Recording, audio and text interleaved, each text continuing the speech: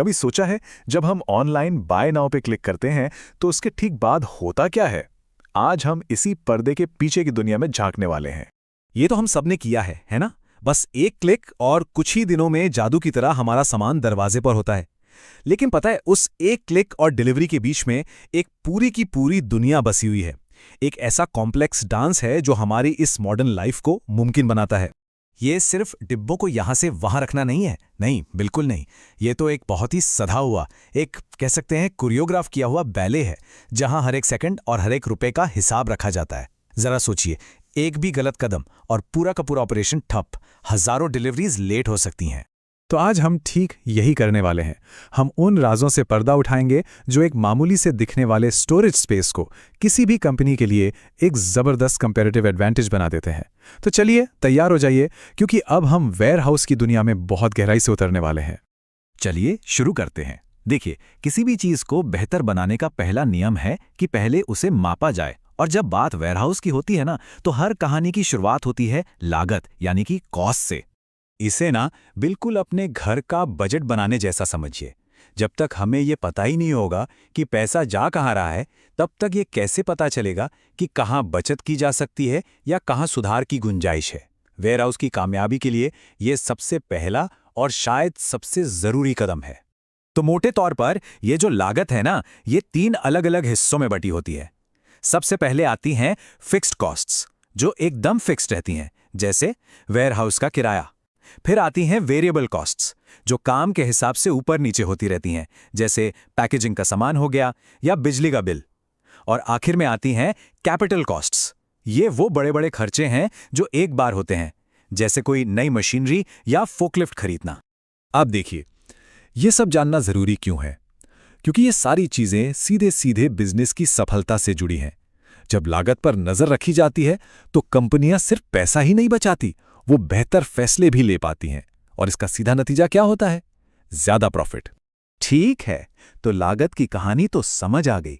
अब अगला कदम है परफॉर्मेंस को मापना। चलिए अब कुछ सबसे जरूरी मेट्रिक्स पर नजर डालते हैं। मान लीजिए कि वेयरहाउस एक गाड़ी है, तो जो कॉस्ट पर ऑर्डर है ना, वो उस गाड़ी का स्पीडोमीटर और फ्यूल गेज दोनों एक साथ है। यही वो मेट्रिक है जो बताता है कि गाड़ी कितनी तेजी से चल रही है और कितना फ्यूल खा रही है, मतलब पूरा सिस्टम कितने एफिशिएंटली काम कर रहा है। तो चलिए इसे एक छोटे से उदाहरण से समझते हैं। मान लेते हैं कि एक महीने में एक वेयरहाउस को चलाने का कुल खर्चा है 10 लाख रुपए। इसमें सब कुछ आ गया, सैलरी, किराया, बिजली, A to Z। और उसी एक महीने में उस वेयरहाउस ने 20,000 ऑर्डर प्रोसेस करके शिप किए। ये हुआ उस महीने में किया गया टोटल काम। तो अब रिजल्ट क्या निकला? जब हम कुल लागत यानी 10 लाख को कुल ऑर्डर यानी 20,000 से डिवाइड करते हैं तो हमें मिलता है 50 रुपए। ये है हमारी कॉस्ट पर ऑर्डर। देखने में ये सिर्फ एक नंबर है, लेकिन असल में ये ऑपरेशन की एफिशिएंसी की पूरी कहानी बता देता है। ये बताता है कि कंपनी को हर एक ऑर्डर को दरवाजे से बाहर भेजने में कितना पैसा खर्च करना पड़ रहा है। अच्छा, अगला इंपॉर्टेंट मैट्रिक है स्टोरेज कॉस्ट। अब ये सिर्फ शेल्फ पर सामान रखने का खर्चा नहीं है, नहीं, ये उस कीमती जगह का खर्चा है जो सामान घेर रहा है। और उससे भी बढ़कर ये उस पैसे का खर्चा है जो सामान में फंसा हुआ है, वो पैसा जो कहीं और इन्वेस्ट किया जा सकता था। इस कॉस्ट को समझने से ना फैसले बेहतर होते हैं। कंपनियां जरूरत से ज्यादा स्टॉक रखने से बचती हैं, जिससे उनका पैसा भी नहीं फंसता और सामान के पुराने या खराब होने का रिस्क भी कम हो जाता है। और हाँ, इससे यह भी पक्का होता है कि वेयरहाउस के चप्पे चप्पे का सही इस्तेमाल हो रहा है। तो ठीक है, अब तक हमने अपने अंदर की कहानी समझ ली। हमारी लागत क्या है, हमारी परफॉर्मेंस कैसी है, लेकिन सिर्फ इतना जानना काफी नहीं होता। अब अगला कदम है बाहर की दुनिया को देखना। इसी को कहते हैं बेंचमार्किंग। बेंचमार्किंग से हमें एक कॉन्टेक्स्ट मिलता है। ये जानने में मदद मिलती है कि हम बाकियों के मुकाबले कहाँ खड़े हैं और हमें कहाँ तक पहुंचना है। ये बिल्कुल अपनी प्रोग्रेस को नापने के लिए एक नक्शा साथ रखने जैसा है। अब ये बेंचमार्किंग भी 2 तरह की होती है। एक है इंटरनल बेंचमार्किंग, जहां एक कंपनी अपने ही अलग अलग वेयरहाउस की परफॉर्मेंस को आपस में कंपेयर करती है। और दूसरी है कॉम्पिटिटिव बेंचमार्किंग, जहां वो सीधे सीधे अपने कॉम्पिटिटर्स से, मतलब इंडस्ट्री के टॉप प्लेयर्स से अपनी परफॉर्मेंस को तौलती है। लागत को समझना, परफॉर्मेंस को मापना, ये सब बहुत जरूरी है, लेकिन एक्सीलेंस यानी उत्कृष्टता हासिल करने और उसे बनाए रखने के लिए एक फिलॉसफी, एक सिस्टम की जरूरत होती है।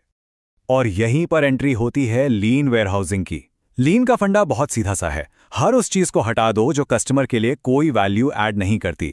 मतलब हर तरह की बर्बादी, हर तरह का वेस्ट खत्म करो। ये एक सिस्टमैटिक अप्रोच है जो टोयोटा की दुनिया भर में मशहूर प्रोडक्शन सिस्टम से निकली है। लीन की एक बहुत ही फाउंडेशनल टेक्निक है 5S मेथड। पहला S सॉर्ट, यानी जो जरूरी नहीं है उसे हटा दो। दूसरा सेट इन ऑर्डर, हर चीज के लिए एक जगह तय करो और उसे वहीं रखो। तीसरा शाइन, अपनी जगह को बिल्कुल साफ सुथरा रखो। चौथा स्टैंडर्डाइज, काम करने का एक सही तरीका बनाओ और सब उसी को फॉलो करें। और पांचवां सस्टेन, इस डिसिप्लिन को हमेशा बनाए रखो। और यहाँ एक बहुत ज़रूरी बात समझनी होगी। ऑपरेशनल एक्सीलेंस कोई वन टाइम प्रोजेक्ट नहीं है। ये एक मंजिल नहीं बल्कि एक सफ़र है जो कभी ख़त्म नहीं होता। ये एक लगातार चलने वाली प्रक्रिया है और इसी को कहते हैं कंटिन्यूअस इंप्रूवमेंट, मतलब हमेशा बेहतर और बेहतर होते जाने की कोशिश। इस सोच को अमल में लाने का एक बहुत ही पावरफुल टूल है PDCA साइकिल। P मतलब प्लान, पहले एक योजना बनाओ। D मतलब डू, उस योजना पर काम करो। C मतलब चेक, देखो कि नतीजे क्या रहे। और A मतलब एक्ट, जो भी सीखा उसके आधार पर जरूरी बदलाव करो। और फिर ये साइकिल दोबारा शुरू हो जाता है। प्लान, डू, चेक, एक्ट चलता रहता है। तो अब देखिए कि ये सारी चीजें आपस में कैसे जुड़ती हैं। ये बिल्कुल एक पजल की तरह है जिसका हर टुकड़ा दूसरे को मजबूत बनाता है।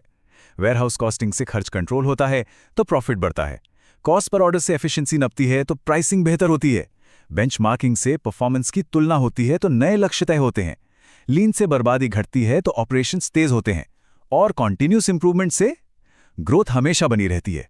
तो आखिर में सवाल बस इतना सा है, क्या एक वेयरहाउस सिर्फ एक इमारत है जहां सामान रखा जाता है, या फिर ये वो सबसे बड़ा कॉम्पिटिटिव एडवांटेज है जो किसी भी बिजनेस को उसकी कंपटीशन से मीलों आगे ले जा सकता है? इस पर सोचिएगा जरूर।